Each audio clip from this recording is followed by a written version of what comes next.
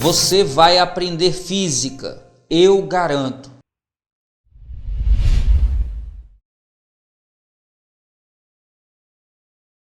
Fera, a gente já conversou aqui sobre plano inclinado sem atrito. Vale a pena dar uma olhada, tá aí no card. A gente viu que a gente pode decompor para facilitar a nossa vida a força-peso, aqui formando duas componentes ortogonais, uma que é perpendicular à superfície e outra que é paralela à superfície. Essa perpendicular à superfície a gente costuma chamar de PY. Essa que é paralela à superfície a gente costuma chamar de PX. A gente viu que quando a gente conhece o ângulo aqui da base, o módulo de Px é igual ao módulo da força-peso vezes o seno do ângulo da base. E viu que quando tem um módulo de Py, sabendo quem é esse ângulo da base, a gente vai fazer peso vezes cosseno de θ. Bom, quando entra atrito na história, a gente não pode ter mais só força-peso e força normal. Mesmo que a gente abandone o corpo e não aplique mais nenhuma força, vai surgir uma força de atrito. Essa força de atrito, se o corpo foi inicialmente colocado em repouso sobre o piso, ela é atrito estático. E aí, dependendo da inclinação, importante isso, vou dizer de novo, dependendo da inclinação, o corpo pode escorregar ou não. Como a gente está trabalhando com corpos em que a dimensão da altura aqui está sendo desconsiderada, a gente está considerando uma partícula, a gente não tem uma outra condição chamada condição de tombamento. Lá na frente, depois que a gente falar de torque, a gente vai falar também do que pode acontecer antes do corpo escorregar, ele pode tombar, girar aqui, mesmo sem escorregar.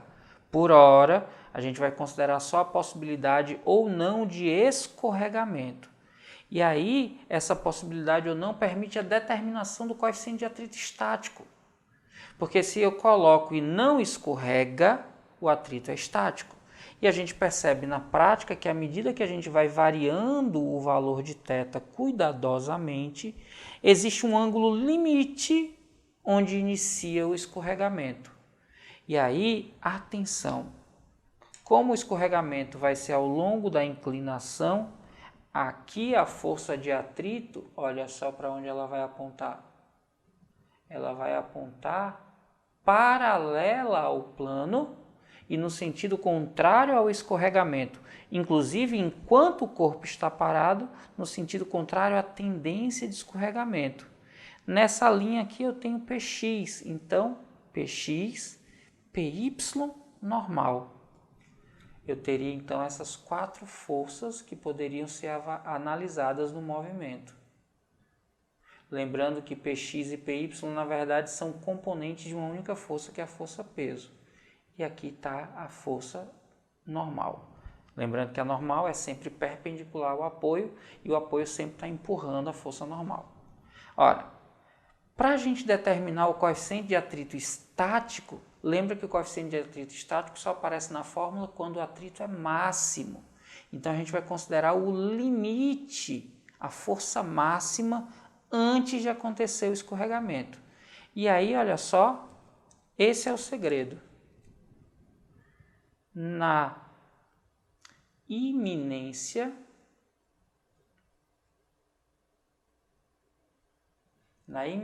de movimento, a gente tem atrito máximo. Ora, a iminência de movimento vai acontecer com atrito máximo porque há uma força solicitadora, que é essa força peso X aqui que está puxando o corpo, que tem valor máximo. Mas peso X depende do seno e o seno depende do ângulo, então eu vou ter um ângulo de máximo valor para a inclinação. Quando esse seno for máximo, Px é máximo e esse Px se equilibra com a máxima força de atrito. Então, na iminência de movimento, a força de atrito máxima, que é dada por μ estático vezes normal, vai ter módulo igual a Px máximo. A gente sabe que Px é peso seno, eu posso escrever então como m vezes g vezes o seno do ângulo. essa situação, a situação em que a força Px seja máxima. A outra coisa que a gente precisa entender é que essa normal está em equilíbrio porque ela é perpendicular ao movimento com Py. Então eu tenho aqui que a normal N é igual a Py, que é m vezes g vezes cosseno de θ. E aí olha só que legal, se eu divido essa primeira expressão por essa segunda expressão, eu simplifico normal com normal, e no primeiro membro eu fico com μ estático. Já do segundo membro eu tenho mg simplificando com mg. E aí eu fico com seno sobre cosseno. Seno sobre cosseno a gente sabe que é uma relação conhecida trigonométrica. Corresponde à tangente do ângulo. Ou seja, quando a gente tem um plano inclinado com atrito, a gente pode descobrir o coeficiente de atrito estático, identificando qual é o limite de inclinação do plano antes do corpo escorregar. Simples assim. Acompanhe nos exemplos. E aí, fera, já merece seu like? Então cai matando aí nesse like e já sabe, se tiver dúvida, deixa nos comentários que eu respondo. Um caminhão transporta em sua carroceria um bloco de peso 5.000 newtons. Após estacionar, o motorista aciona o mecanismo que inclina a carroceria. Sabendo que o ângulo máximo em relação à horizontal que a carroceria pode atingir sem que o bloco deslize é tal que o seno de θ é igual a 0,6 e o cosseno de θ é igual a 0,8, o coeficiente de atrito estático entre o bloco e a superfície da carroceria do caminhão vale. Fera, essa questão é bem simples. É uma questão que fala do limite para o corpo começar a deslizar, ou seja, quando está na iminência de movimento. Em plano inclinado, a gente sabe que o limite está associado ao coeficiente de atrito estático máximo, que é o coeficiente de atrito estático. Esse coeficiente de atrito estático corresponde à tangente do ângulo de inclinação no limite do deslizamento. Ora, lembrando que tangente é a razão entre seno e cosseno, pegando os dados da questão, eu tenho 0,60 dividido por 0,80. Então, nesse caso, o coeficiente de atrito estático entre o bloco e a superfície é 0,6 dividido por 0,8. Confere aí, fera, isso dá 0,75. E a alternativa que diz isso para a gente é a da letra E. Ô Ives, por que dá isso? Vamos lá. Aqui eu tenho 2 decimais, aqui eu tenho 2 decimais, posso multiplicar por 100. Então eu teria aqui o μ sendo igual a 60 dividido por 80. Simplificando aqui 0 com 0, olha só, 6 por 8 é a mesma coisa que 3 dividido por 4. É só dividir por 2 o numerador e o denominador. E 3 dividido por 4 dá 0,75. Alternativa correta, letra E. Considere uma caixa contendo equipamentos de alta sensibilidade, colocada sobre uma grande balança de mola, mantendo-a imóvel com fitas aderentes.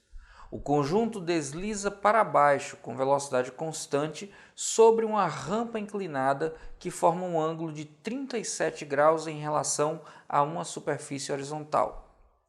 Sabe-se que o módulo da aceleração da gravidade local é 10 metros por segundo quadrado. A massa do conjunto é igual a 15 kg. E o cosseno de 37 graus e seno de 37 graus são respectivamente iguais a 0,8 e 0,6. O coeficiente de atrito dinâmico entre a superfície da caixa e a rampa é igual a...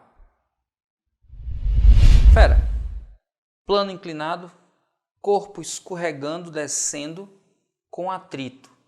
Mas atenção, o texto diz que a velocidade é constante. Isso é muito importante. Decompondo as forças, A força-peso aqui que aponta para baixo pode ser decomposta em Px favorável ao movimento, Py perpendicular ao movimento. Py vai estar equilibrando a força normal, que é perpendicular ao plano de apoio, e Px vai estar equilibrando a força oposta ao deslizamento, que é a força de atrito. E aqui é onde está o segredo. Se a velocidade é constante, a força resultante é nula. E sendo a força resultante nula, a normal está equilibrando com Py e a força de atrito está equilibrando com Px. Isso é o que a gente precisa para resolver. Lembrando que força de atrito é μ vezes normal. μ vezes normal é força de atrito e a normal é igual a Py. Então eu posso escrever μ vezes Py, que é a força de atrito, tem mesmo valor que Px. μ vezes Py, Py é peso multiplicando pelo cosseno do ângulo da base. Px é peso multiplicando o seno do ângulo da base. Perceba que eu tenho peso multiplicando nos dois lados da equação, então eu posso simplificar. E para encontrar o valor de μ, eu vou passar dividindo quem está multiplicando. O cosseno está multiplicando μ, vai passar dividindo. Eu tenho seno de 37 dividido pelo cosseno de 37. Isso aqui seria tangente de 37. Como eu não sei quem é a tangente, mas sei quem é seno e quem é cosseno, eu substituo 0,6 sobre 0,8. 0, em cima, 0, embaixo, eu posso simplificar, já que tem só uma casa decimal. 6 dividido por 8 dá 0,75. Então, o valor do coeficiente de atrito cinético, neste caso, é 0,75. E a alternativa que diz isso para a gente é a da letra D. D de detona, fera. Esse é seu ano. Um automóvel de 500 kg de massa sofreu uma pane. Então, o proprietário chamou o guincho. Ao chegar, o guincho baixou a rampa, engatou o cabo de aço no automóvel e começou a puxá-lo. Quando o automóvel estava sendo puxado sobre a rampa, subindo com velocidade constante conforme a figura, o cabo de aço fazia uma força de 500 newtons. Com base no exposto, marque a alternativa que indica o módulo da força de atrito sobre o automóvel no instante mostrado na figura. Considere o seno de 30 igual a 0,5 e o cosseno de 30 graus igual a 0,8. Fera, olha aqui a figura. Cabo de aço está fazendo aqui uma força de 5.000 newtons. O corpo está apoiado numa plataforma, então a gente tem aqui uma força normal. Como o plano é inclinado, a gente pode pegar a força-peso que estaria aqui, ó, radial, e decompor numa força Px e numa força Py. Fora isso, quando ele traciona, o corpo sobe e tem atrito na roda. Então tem aqui para baixo uma força de atrito. Tranquilo isso? Ele quer saber exatamente quanto é essa força de atrito para que o carro esteja subindo com velocidade constante. Ao invés de usar essa força de 5.000, eu vou continuar essa linha aqui, ó. Vou usar esse ângulo, que é igual a 30 graus, olha só, correspondentes. Isso aqui vale 30 graus. Como está colado, eu vou decompor usando cosseno. E pronto, esse é o segredo para resolver essa questão. Vou desenhar aqui o carro de forma simplificada.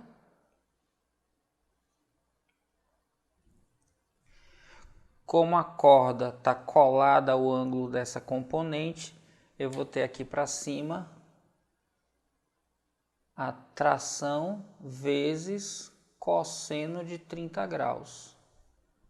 Eu tenho para cá Py, eu tenho normal, eu tenho Px e eu tenho força de atrito.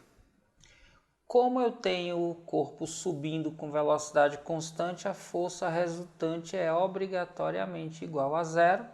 Então, o módulo da força normal é igual ao módulo da força PY e a força para cima aqui, T vezes cosseno de 30 graus, é igual à soma das forças para baixo, Px mais força de atrito.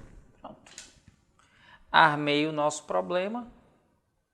A tração ele diz que vale 5.000. O cosseno de 30 vale 0,8. Px é peso, que é massa vezes a aceleração da gravidade, multiplicado pelo seno do ângulo da base, que é 30 graus. Aí eu tenho massas 500 vezes a aceleração da gravidade vezes seno de 30 graus, 0,5, mais força de atrito, que é o que ele quer saber. 5.000 vezes 0,8 dá igual a 4.000.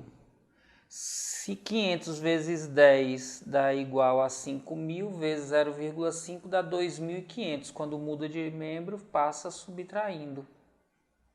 Então, a força de atrito vai ser a diferença entre 4.000 e 2.500. A força de atrito vai ter intensidade 1.500 newtons. E a alternativa que diz isso para a gente é a alternativa da letra D, de detona, fera. Esse é seu ato.